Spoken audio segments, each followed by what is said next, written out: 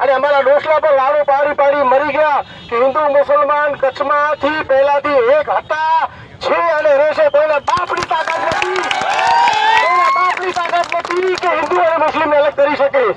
અને પોલીસ તંત્રને મારે એટલે કેવું છે, પોલીસ તંત્ર અહીંયા હાજર છે, મને પોલીસ તંત્રને એટલું કેવું છે કે જયારે તમે સંવિધાનની કસમ ખાઓ છો, નોકરી ઉપર જયારે તમે લાગો છો, તમે સંવિધાનની કસમ ખાઓ છો તો તમારી જે બે આંખ છે, એક આંખ હિન્દુ હોવી જોઈએ, બે આંખ મુસ્લિમ હોવી જોઈએ.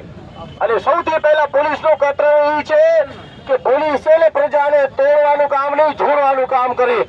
અને સામંતરામાં દહીસરામાં જે સોરી બનાવ બન્યો છે, ગાયો વાળો જે નિર્દોષ પરિવાર મુસ્લિમના બે સમાજના બે યુવકોને જે ફસાવવામાં આવ્યા છે એને જલ્દીથી જલ્દી ન્યાય આપવામાં આવે. અને આજે પોલીસ તંત્રને ખાલી એટલું કહીશ કે હિન્દુ મુસ્લિમ બધા ભેગા થઈને આજે તમને ખાલી કહેવા આવ્યા છીએ, જો તમે એક્શન નહીં લો તમને બધું કાયદાના દાયરામાં રહીને કરતા બધું આવડે છે. આજે